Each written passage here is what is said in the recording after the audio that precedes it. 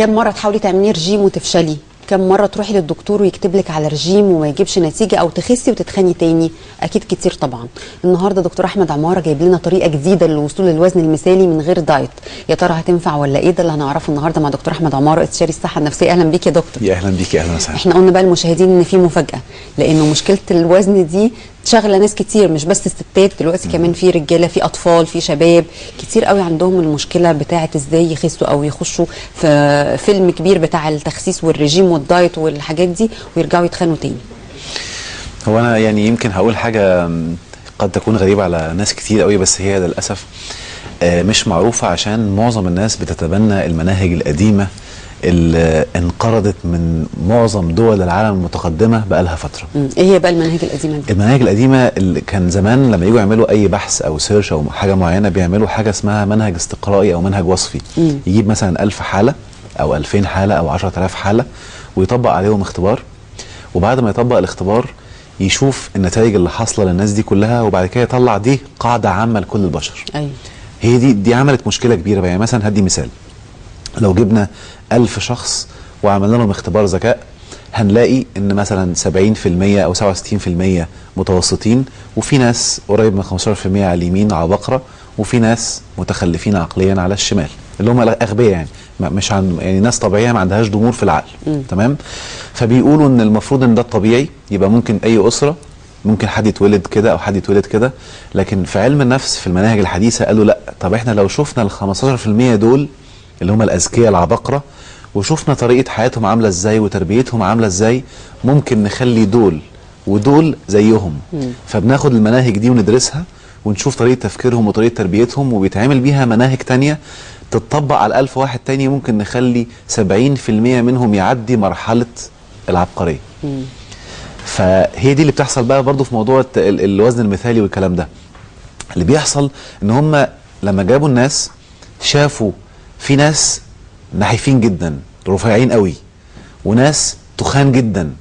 طيب اللي بيخلي الرفيع ده رفيع، اشمعنى ده رفيع وده تخين؟ اكيد شافوا ده بياكل ايه وده بياكل ايه. ايوه، اللي بيحصل بقى ان هو يشوف ده بياكل ايه وده بياكل ايه، يلاقوا ده بياكل كتير وما بيخس، ما بيتخنش. تمام. مهما ياكل جسمه ما بيزيدش. ويلاقوا ده بياكل كتير او بياكل قليل قصدي وجسمه بيتملي، يقوموا قايلين له انت جسمك ما بيحرقش، انت جسمك فيه مشاكل او سرعه الحرق عندك ضعيفه، فيبداوا يقنعوه بكده، فهو بيقتنع بكده، فبتستمر فتره طويله جدا. ولكن لو هو خد القناعات اللي عندي دي اقتنع بيها بس اللي عند الشخص ده، هيبقى زيه بالظبط. يعني لو جبنا مثلا لو في اسره فيها 2 اخوات، واحد بيقول بس كده من صغره انا لو كلت مهما اكل عمري ما هتخن. واحد تاني تلاقيه بيقول ده لو شميت ريحه الاكل اتخن. قاعديهم الاثنين وتتفرج عليهم بعد سنه، هتلاقي اللي بيقول شميت ريحه الاكل بقى منفوخ، بقى مليان جدا، والتاني مهما ياكل ما يحصلوش حاجه. طيب يعني بص يا دكتور، اكيد برضو في ناس كتير هيقولوا معقوله بالكلام هبقى هخس ولا هتخن؟ احنا حتى السؤال بتاع حلقه النهارده اللي حضرتك هتشرحه ده نزلنا السؤال تفتكر ممكن تخس بإرادة العقل من غير رجيم؟ الغريبه ان اغلب الناس قالوا ممكن، واقل منهم اقل بكتير قالوا لا يمكن، وفي تقريبا دول كام 8 بيقولوا مش فاهم اصلا. مش فاهم يعني ايه. تمام. هي احنا يمكن في معلومه غايبه عن ناس كتير، وهي المفروض المعلومه دي بدائيه بسيطه جدا، بس انا برضو هشرحها تاني عشان اللي ما يعرفهاش. عقل الانسان بيتكون من كذا قسم، همسك منهم قسمين، اللي هو العقل الباطن، العقل الواعي والعقل اللاواعي. تمام. العقل الواعي هو المسؤول عن التفكير المنطقي او العمليات العقليه اللي بعملها بوعي، بفكر، باخد قرار، بعمليات حسابيه، الكلام ده. العقل اللاواعي هو المسؤول عن كل حاجه بتتم في الجسم وخارج الجسم. بس خليني ماسك الجسم دلوقتي. ايوه. يعني هدي مثال، مثلا مين المسؤول عن دق القلب؟ العقل اللاواعي. العلماء اطلقوا لما شافوا في حاجه في الجسم بتحصل انا مش عارف اعملها باراده، اطلقوا عليها مجازا العقل اللاواعي. تبادل الغذاء من المعده من والى الخلايا، التنفس كويس، تكنيك الجسم يعني. اذا في عقل لاواعي متسجل فيه برنامج، بالجسم بينفذ البرنامج ده زي الكمبيوتر. زي الكمبيوتر بالظبط. هو ماشي لوحده، ماشي لوحده. البرنامج ده لقوا ان العقل الواعي هو اللي بيسجل فيه البرنامج، اما العقل الواعي او داتا واخدها من ناس تانية من بره. لو اتسجلت في العقل اللاواعي الجسم هينفذها بالحرف الواحد. تمام.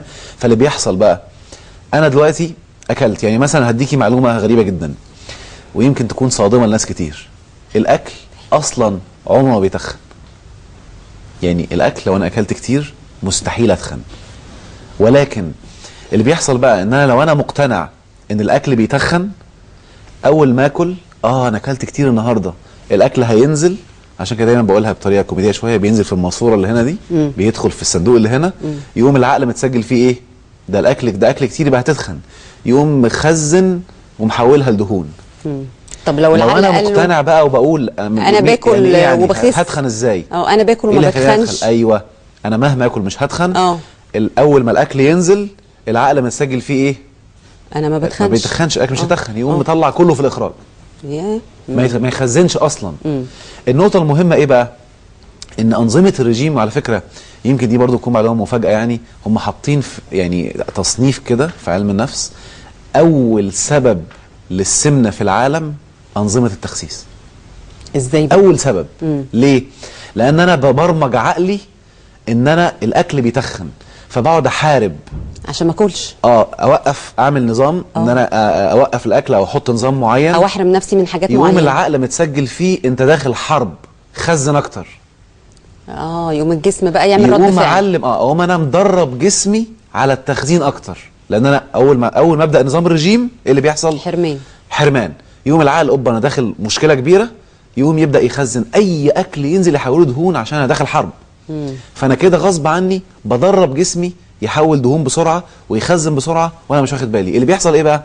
يقعد عقلي يقاوم، انا عمال اعمل نظام رجيم، فالعقل عمال يقاومه، فاي اكل بسيط بينزل بيحاول يخزنه، ولكن انا ما بدخلوش اكل فمش عارف يخزن، فيقعد ياخد الدهون اللي عنده. علشان كده ممكن حد يكون عامل رجيم قاسي وما بيخسش عن الميزان. أيوة.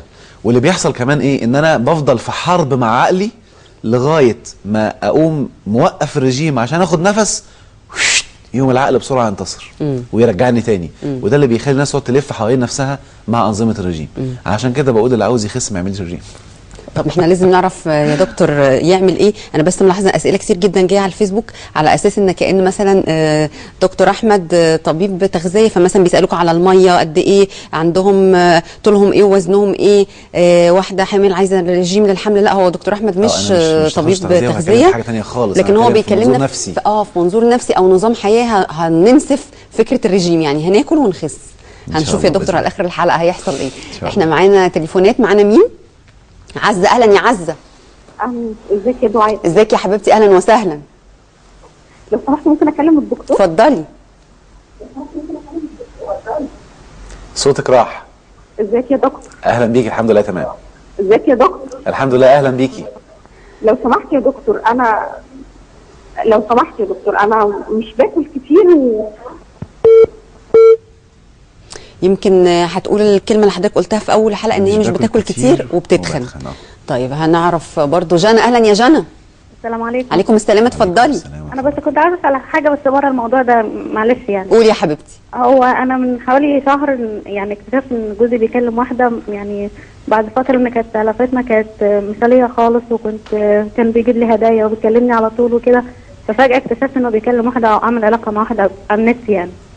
تمام. فانا مش عارفه يعني من ساعتها هو بيحاول يسترضيني، من ساعه ما اكتشفت الموضوع ده من حوالي اكتر من شهر هو بيحاول يسترضيني، بس انا مش عارفه. طب اسالك سؤال الاول. ايوه. ما انا بكلم بنات على النت، مراتي تطلقني بقى او تسيبني يعني؟ نعم. ايوه، يعني ايه بيكلم؟ يعني عامل علاقه يعني. ايوه، يعني ايه علاقه برضو؟ وضحي اكتر. يعني كلام حب وكلام. يعني انت شفتيه كاتب لها بحبك؟ كويس. كلام اكتر من كده يعني كمان. تمام، كلام اكتر من كده غوط يعني. طيب كويس. وهي للاسف هي متجوزه كمان. وايه؟ هي متجوزه. كويس. مين قالك انها متجوزه؟ من الكلام يعني، هي كاتبه اسم جوزها تمام. طيب كويس. حاضر، هقولك تعملي ايه. بس هو يعني اكتر حاجه كانت انا صعبه في الموضوع ده ان كانت العلاقه بيننا في الفتره دي احنا كانت مثاليه خالص. العلاقه قبل كده كانت ايه؟ كانت مثاليه في الفتره دي جدا جدا يعني. انا كنت فاكره يعني انه خلاص يعني احنا وصلنا للزواج المثالي اللي هو. بقالكوا قد ايه متجوزين؟ وهدايا بقالكوا قد ايه متجوزين؟ 8 سنين. 8 سنين. كويس. ماشي يا حبيبتي. هي الهدايا بتقلق تقريبا. لا ما هو انا ما حدش يجيب لمراته هديه. فاكره لما قلت لك الحلقه اللي فاتت من الغلط ان انا اخد قصه على الهوا، عشان القصص دي ممكن تخلي دلوقتي مثلا اللي بيتفرجوا علينا واحده بقى قاعده جوزها لسه جايب لها هديه تقول اوبا جايب هديه، يبقى اكيد في عامل عامله، يبقى عامل عامله. فهي دي عشان كده ببقى دايما حذر، مش عايز اخد التفاصيل. يعني احنا عاوزين نتفق على اتفاق كده، وكل الساده المشاهدين يكونوا معانا فيه. اللي يتصل ممكن يقوم قايل الموضوع في حاجه بسيطه قوي ويقول لي الهدف، انا من غير تفصيل، من غير تفاصيل خالص. يعني مثلا ممكن يقول لي انا اكتشفت ان في زوجي مثلا بيعمل حاجه غلط، ازاي اخلينا نبقى حياتنا كويسه. انا بقى اشرح له يعمل ايه عشان يوصل للحاجه كويسه. القصص دي كلها، لان ده بيعمل مشاكل كتير اكتر، ممكن يكون ضرره اكتر من نفعه على ناس تانية. فالصح انا بس عشان كده عايز اقول حاجه مهمه قوي، ودي حته سببها الاختلاف ما بين الراجل والست. وبرضه خرجنا بره موضوعنا بس مش مشكله. الراجل والست مختلفين تماما في كل حاجه، وبالتالي اللي ممكن يخلي الست، يعني مثلا لو انثى او واحده متجوزه تخيلت نفسها ممكن تكون بتكلم راجل وبتقول له كلام زي كده، هتلاقي فيه نفور رهيب جواها، ازاي نعمل حاجه زي كده؟ لان الموضوع ده عند الست موضوع عاطفي اولا واخيرا، لا يمكن تعمله الا لما يكون في عاطفه جياشه، وبالتالي هي لا ممكن تعمل كده الا مع حد بتحبه بس او زوجها يعني. تمام. الموضوع عند الراجل مختلف كليا وجزئيا عن الموضوع ده، هو غلط وحرام، بس انا بتكلم من منظور نفسي دلوقتي. تمام. الراجل لما بيعمل او بيكلم واحده تانية او ممكن يكون بيعمل معاها علاقه، هو ممكن يكون بيحب مراته جدا وبيعشقها جدا ولا يمكن يسيبها، بس بيرمرم. وبالتالي انا هتكلم عن الرمرمه. الست لما تتناقش معاه او تتخيل الموضوع بتفكر ان هو كده عامل مصيبه، وان هو كده بيخوني، وان هو كده كذا، وبتبدا تتعامل مع الموضوع ان هو خيانه كبيره. ده بيكبر المواضيع اكتر. وبالتالي امال هي المفروض تفكر ايه؟ ايوه، المفروض ان هي تفكر هو بيعمل حاجه غلط وبيعمل حاجه حرام وبيعمل ذنب. لانك لو سالتي الراجل يقول انا ما بخونش، انا بحبها والله العظيم، بس انا رمرمت ودي حاجه غلط وانا ببطل. هو في دماغه ما بيخونش، هو في دماغه انا عارف ان انا غلطان، بس يعني محتاج حتى يعني افوق. تمام. بس ضعيف، بس بعمل ذنوب، الشيطان اقوى مني. كويس. لما الست تتعامل بحنكه في الموضوع ده، الموضوع بتقوي الراجل بسرعه يفوق. طب هي تعمل لو ايه دخلت اتعاملت معاه، بس عشان ده دايما بيعمل مشاكل كتير جدا، وانا بشوف يوميا يعني مشاكل بسبب المواضيع دي. ايوه. لو دخلت اولا صرحته ان هي عارفه ان هو بيخون، او دخلت انبته، او دخلت بدات تتكلم معاه بعنف، هيقلب عنده الموضوع، هيكبر. دي حاجه. او هيكذب عليها ويقنعها ان هو كويس، والموضوع هيبقى بيستمر برضه، والاثنين غلط. الصح انها ما تعرفوش نهائي ان هي عرفت حاجه زي كده. ده هيعمل نتائج رائعه جدا. اول حاجه هي طبعا محتاجه بس قوه شويه، لان هي صعب عليها، انا عارف بيبقى صعب نفسيا على الست شويه. فعشان كده بقول لها دايما لما تنفعل تحاول تنفس انفعالها، تقفل على نفسها اوضه، تفش غلها، ممكن تمسك مخده تخيلها جوزها وتطلع فيها كل اللي منرفزها، هترتاح عشان تفكر صح. لكن قدامه تبقى هاديه، قدامه ما ينفعش خالص تبين اي انفعال، لان ممكن يكبر الموضوع اكتر. بتبقى منفعله وبتبقى متنرفزه جدا ومدخنه قوي، صح. تدخل على نفسها اوضه، تقفل الباب، وكل الانفعال اللي جواها يا اما تتخيله قدامها وتقول كل اللي عايزه تقوله، يا اما تمسك مخده وتنزل. مشاهدينا على الهواء مباشره، وضيفنا دكتور احمد عماره. اسئله كتير جدا جايه على الفيسبوك يا دكتور، بتقول لك انا طولي كذا، وزني كذا، واحده عايزه تتخن، ناس كتير عايزين يخسوا، كتير عندهم سمنه في البطن، كتير بيسالوك برضو عن الميه وعن الوزن المثالي واسئله كده. بس مثلا اسماء بتقول يا ريت تقولوا لي ازاي نخس من غير عذاب. انا بقى يا دكتور هقول لك، علشان كل الناس بتسال تقريبا نفس السؤال. افرض انا دلوقتي واحده عندي سمنه وجيت لك العياده وقلت لك يا دكتور انا دلوقتي زهقت خلاص من كتر الرجيمات اللي انا بعملها، خلاص زهقت ومش قادره وعماله اتخن واخس واتخن واخس وعملت كل حاجه لدرجه ان انا بقى عندي احباط وما عنديش اراده ومش عايزه اخس اصلا، هتقول لي ايه؟ هقول يعني اولا لازم نكون عارفين حاجه مهمه. الحاجه اللي انا مخنوق منها بخلي عقلي يقاوم ضد اللي انا عايزه. طالما انا مخنوق يبقى اذا انا مركز الصوره الذهنيه في عقلي فهتزيد. ربنا سبحانه وتعالى لو احنا للاسف بنعي الكلام ده، كلام كبير قوي قوي قوي، ممكن يخلينا في نعيم طول حياتنا.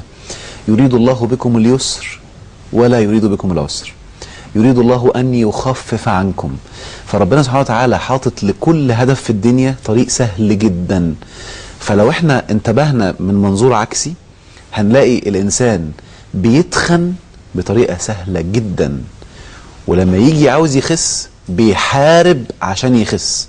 يبقى انت بتعمل حاجه غلط. لو عكست الموضوع، انت مقتنع انك تخين ومقتنع ان الاكل بيتخن، لو كلت مثلا معلقه، ده انا النهارده كلت ما اعرفش سمنه قد ايه، كلت مش عارف بطاطسيه بزيت، فيبقى بيضخم الموضوع في دماغه. فانت كده بتحط البرنامج في دماغك يتنفذ بسهوله، اللي هو ايه؟ التخن.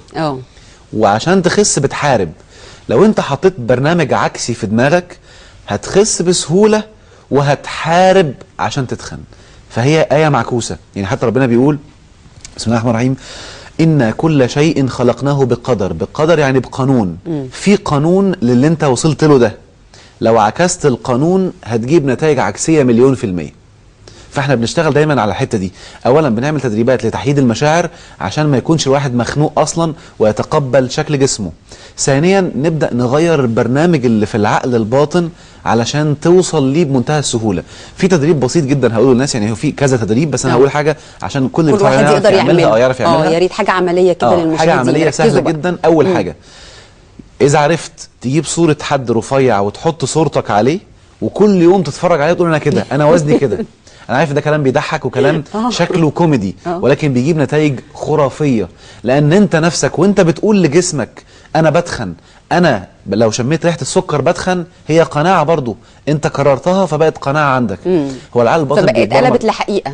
ايوه، العقل الباطن بيتبرمج على ايه؟ بيتبرمج على بتقوله كتير. يعني هديكي مثال صغير، ودي قصه في حديث نبوي رائع جدا ما حدش واخد باله منه للاسف، مش منتشر. واحد كان تعبان، فسيدنا محمد رايح يزوره عليه الصلاه والسلام، فكان متعود سيدنا محمد لما يروح يزور حد يقول له طهور ان شاء الله. فالراجل كان عنده حمى شديده قوي، فاول ما دخل قال له طهور ان شاء الله. فالراجل قام قايل طهور؟ بل حمى تفور تزير القبور. قال له فنعم اذا، وقام سايبه وقام ماشي. الراجل تاني يوم مات. مش يعني انت قلت كده هتحصل؟ اللي بيقول حاجه بتحصل. ايوه، عشان كده في حديث نبوي البلاء موكل بالقول، وفي روايه ثانيه موكل بالمنطق. اللي بتقوله بيحصل. زي ما الناس كده يعني هنا في مصر يقولوا ما تفولش. ايوه، فدايما قول اللي انت عايزه قول يحصل. الخير. العلم اكتشف بقى انك لما تقول الكلام ده كتير حتى لو كذب، ده اللي بيكذب ويكرر الكذبه كتير بيصدقها، بيبقى مش عارف الصدق فين والكذب فين. فانت اكذب على نفسك، قول انا رفيع، انا وزني كذا. حط لو تعرف فوتوشوب، حط صورتك على صوره جسم رفيع وتخيلها كتير وقولها كل يوم، هتلاقي نفسك بمنتهى السهوله وصلت للقناعه دي. هو بس انا بدي المثال البسيط، في تدريبات كتير كده، مثلا بدي المثال الابسط عشان كل واحد اللي بيتفرج يعرف يعمله. غير كل القناعات اللي في دماغك للعكس، هتلاقي جسمك بقى بمنتهى السهوله بيروح للقناعه دي. طيب معانا سوزان، اهلا بيكي. اهلا وسهلا، ازيك يا مدام؟ اهلا وسهلا، اتفضلي. من فضلك بس اسال الدكتور سؤال. اتفضلي. من فضلك انا بس كنت من سنه ونص حصل لي مثلا دروب، كنت خايفه يكون عندي مرض او حاجه معينه، فعملت تحاليل وطمنت الحمد لله، فطلع الحمد لله ما فيش حاجه. بعد ما اطمنت في نفس اليوم اللي نمت فيه تعبت وقمت الجسم كله منمل ودخلت عنايه مركزه وحاجات غريبه كده. كده الدكتور شافني في يوميها قال لا ما فيش حاجه عضويه ملموسه، رشحوا ان هي ممكن تكون حاجه نفسيه. رحت الدكتور يعني مخ واعصاب كده، فقال لي ان هي حاجه زي كده ممكن يكون يعني امراض، يعني ضغط عصبي نفسي اثر بشكل عضوي. بس فليا سنه ونص باخد علاج وكده، كل ما يجي يسحب مني الدواء مش هيعمل حاجه اتعب تاني. ما اعرفش هل ده احساس من جوايا مثلا، يعني ايه انا هبطل ده فهتعب. دايما بتجيلي افكار مش لطيفه، بفضل افكر في حاجات ممكن تحصل لي، ان انا عندي مرض وحش، ان انا ولادي ممكن يحصل لهم حاجه، ان انا افقد حد بحبه. الموضوع ده ساعدني نفسيا جدا جدا، ممكن اقعد اعيط كتير قوي، نفسيا مخنوقه ومتضايقه وعلى طول. طيب هقول لك حاضر تعملي ايه. ماشي حبيبتي. هو مبدئيا ده موضوع نفسي، ويعني هقول لحضرتك حاجه، دي امراض اسمها في علم النفس سايكوسوماتيك ديس اوردرز او امراض نفس جسميه. الامراض النفس جسميه لو انا اخدت لها ادويه بتهدي الاعراض، لكن لا زال السبب النفسي موجود. فانت اوكي طالما بتاخدي دواء مفيش مشكله عشان الاعراض تخف، بس كده طالما السبب النفسي لا زال موجود هتفضلي فتره طويله جدا تاخدي الادويه. بيبقى لازم في علاج نفسي اللي هو كلام مع الدواء. اذا في برضه برنامج في الدماغ لازم يبقى لما يقعد معاكي بيعمل لك، بيتناقش معاكي شويه عشان يعرف ايه المشكله، وبيعمل معاكي كذا نظام. في انظمه كتير جدا، في حاجه اسمها تايم لاين ثيرابي، هيدخل على الدماغ يفرمط البرنامج ده كله، هتلاقي نفسك كل الحاجات دي انتهت. والحاجات دي بتاخد لها بالكتير شهر شهرين، وممكن من جلسين ثلاثه تلاقي كل الكلام ده انتهى بحسب حجم المشكله اللي عندك. فالموضوع ده بسيط. الجاي بس لاي حد سايكولوجيست مش سايكاتريك، تابعي مع الدواء، ولكن الجاي لحد نفسي ان شاء الله لو السبب راح هتلاقي كل الكلام ده انتهى وهتوقفي الدواء بسرعه باذن الله ان شاء الله. طب عبير على الفيسبوك بتقول حضرتك ان الكلام عاجبها بقى قوي، بتقول لك كلامك كله جميل ومريح، وهي عامله صينيه مكرونه بشاميل هتاكلها بقى هي كلها دلوقتي. النقطه المهمه بس عايز اقول حاجه، وهي بتاكل تقول ايه بقى؟ اهم حاجه في البدايه لازم نكون عارفين ان انا لو انا لسه مش متدرب ازاي اظبط قناعاتي وازاي اعملها، افضل مستمر على الكلام اللي انا بقوله. لان انا ممكن مثلا واحد بيسمعني دلوقتي يقول الله ده الكلام ده حلو، ويقوم قاعد ياكل وهو لا زال مقتنع من جوه ان الاكل بيتخن، وعمال يتكلم بس بيعمل التمرين بس بصوره مش قويه، لازم يبقى مصدق، ولسه القناعه عنده ان انا بتخن، هيقعد يتخن. النقطه المهمه انك كعمر جسمك ما هيبدا يستجيب وتخس الا لما تصل لمرحله اليقين ان هو انا جسمي رفيع. في نقطه مهمه جدا بقى، ان التمرين ده بينفع للرفيع وللتخين. لان في اسئله كتير اللي عايز يتخن. ايوه، ما هي دي الميزه، مش بقول ربنا بيسهل علينا كل حاجه. لو ركزنا بس على الاهداف هنوصل لها بسهوله.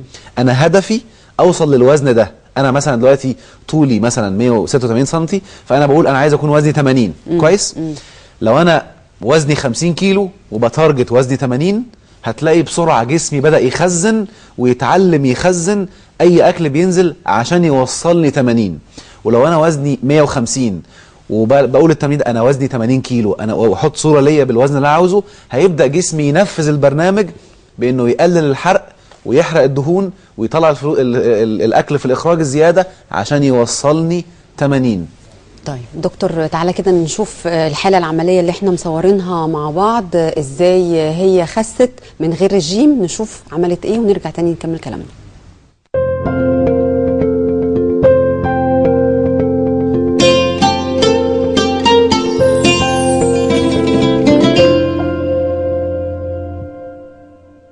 كان وزني 118. كنت حاسة ما كانش عندي ثقة بنفسي خالص، دايما حاسة بخنقة، مش طايقة نفسي يعني. كنت بمشي جنب اختي حاسة ان اختي حاجة وانا حاجة تانية. من تالتة اعدادي وانا بروح لدكاترة كتير يعني، وعملت جميع انواع الرجيم، العادي والكيميكال، اي رجيم كنت ممكن اقعد 4 ايام ما اكلش خالص. كنت دايما حاسة باكتئاب وضيق وخنقة، دايما كنت حاسة ان انا اقل من اخواتي واقل من اي حد. اول سنة في الجامعة انا قعدتها ما دخلتش الامتحان عشان كنت كارهة شكلي. انا شايفة زمايلي كلهم عايشين حياتهم كويس وعاديين، وانا اللي شكلي فيهم مش شكلي وحجمي مش مدي. لما كنت بخرج مع حد زمان كان يفتكرني اكبر من سني بكتير. فكرت اروح لدكتور نفسي عشان كنت حاسه ان انا ماليش لازم، ان انا عايزه ان انا هعيش ليه يعني. انا كارهه نفسي ومش كارهه شكلي. اول حاجه قالها لي ان انا لازم يعني احايد مشاعري، طلب مني اني اغير قناعاتي عن الموضوع ده كله. يعني اي حاجه انا بفكر فيها من ناحيه تخن نفسه يعني اغير قناعتي عنها تماما، واتعامل معاه ان انا وزني اصلا مش كده، ان ده مش وزني، دي حاجه مش طبيعيه موجوده فيا. وبدات فعلا اتعامل مع ده، يعني بدات يعني احايد نفسي واحايد كل حاجه يعني.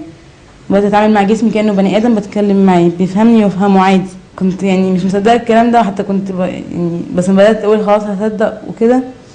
بدات اتعامل مع ايه الهبل اللي انا بعمله ده، او ايه العبط اللي انا بعمله. كنت دايما حتى ابص قدام المرايه اقول ايه اللي انا يعني بجد كنت بحس ان انا مجنونه. بعديها باسبوع او 10 ايام بدا جسمي بدل ال3، بعد ما بدات انا احس ان الموضوع عادي واعمل التمارين واحايد مشاعري وكل حاجه، بدات احس ان جسمي بدا ينزل. نزلت في 3 شهور حوالي 10 كيلو. مش كتير بالنسبه للتانيين، بس انا ما بتخنش ولا كيلو بعد كده. واسلوبي في الحياه نفسه اتغير. دلوقتي انا بدخل محلات، لما بدخلها دلوقتي هشتري منك يعني هشتري منك. بقيت البس بالعكس، بقيت البس ميديوم ولارج، وانا كنت بلبس دبل اكس 3 اكس. انا وزني كان 118 ودلوقتي هو 80، والتارجت بتاعي ان شاء الله 70 وهوصل له.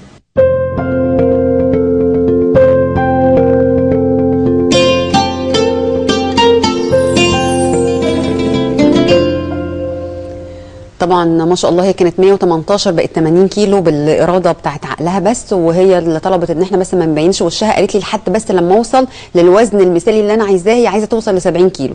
قالت اول ما اوصل ل 70 كيلو هخليكي بقى تصوريني بوشي وكل حاجه وهبقى مبسوطه، لكن لحد ما اوصل للشكل اللي انا عايزاه مش عايزه اظهر ان انا. هو زي ما قلنا كده اهم حاجه، ودي حته مهمه جدا، اي حاجه عاوزها تاثيرها يروح من حياتي لازم احيد مشاعري ناحيتها. لو انا لازلت مخنوق وكارهها بتفضل تتسجل في العقل، لان على طول معناها ان الصوره الذهنيه انا بثبتها في عقلي. يعني انا هدي مثال، لو انا دلوقتي وزني مثلا 130 كيلو كويس او 150 كيلو، طول ما انا كاره ال 150 كيلو، اذا انا بحفر الصوره في عقلي ان انا وزني 150 كيلو. اللي بيحصل ايه بقى؟ اول ما اعمل رجيم قاسي وببدا اشد فيه وانزل اوصل ممكن ل 100 او ل 90، اللي متسجل في العقل كام؟ 150.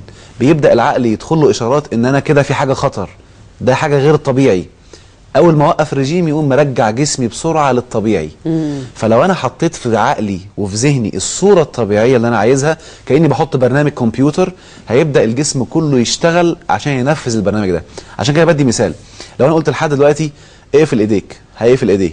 افتحها، هيفتحها. لو سالته انت عملت ايه عشان تقفل ايديك، هو مش عارف.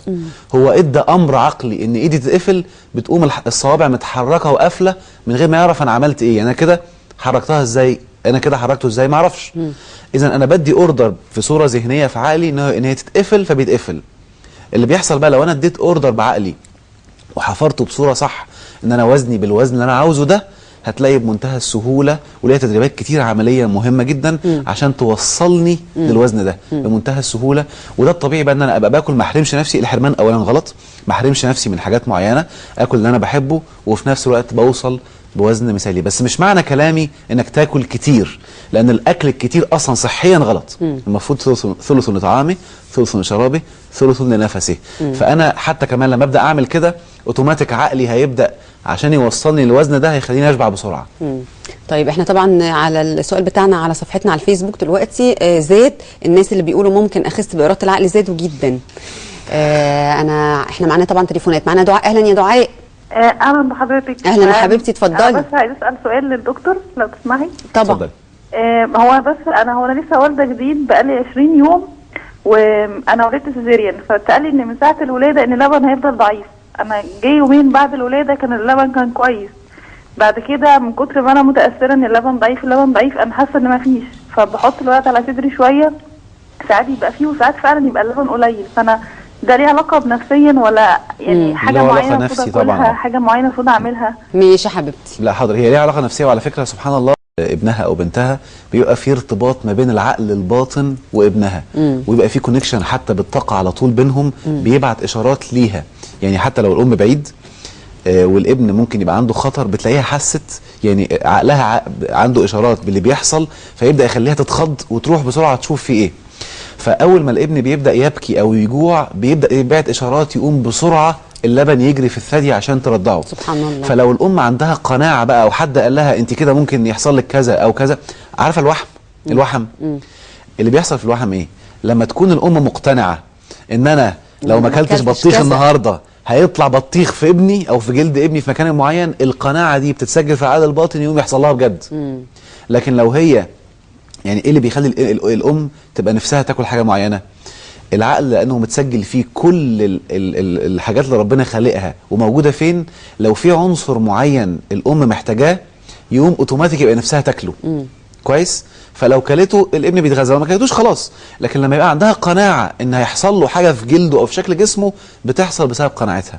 فهي اكيد حد قال لها، او هي عندها لما شافت ان اللبن قل فخافت، ايه ده ممكن اللبن يقل، طب هتاكل ازاي؟ طب انا ممكن ارضعها لبن صناعي، لا انا عايز اكلها طبيعي. فالخوف ده يقوم مخلي الموضوع يزيد اكتر. ولكن عاوزه تكون متفائله، عشان كده دايما بشروا ولا تنفروا، تفائلوا خيرا. صح. تتفائل ان لا ان شاء الله دي حاجه طبيعيه، وباذن الله هيكون اللبن كتير وهرضعه بطريقه كويسه جدا وهبقى كويس. ما خليش الحاجه تاثر عليا عشان توصل للصح كويس.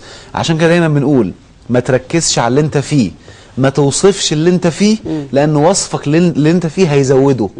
ركز على اللي انت عايزه وتفائل بيه، عشان بسرعه نفسيا تلاقيه بيتحقق في الجسم ان شاء الله. كانت بتسال تاكل ايه وتشرب ايه؟ هو الميه والسوائل واللبن. اشربي سوائل وميه كتير. والحلبه مفيده جدا لادرار اللبن. الحلبه بكثره. احنا معانا ملك. اهلا بيكي.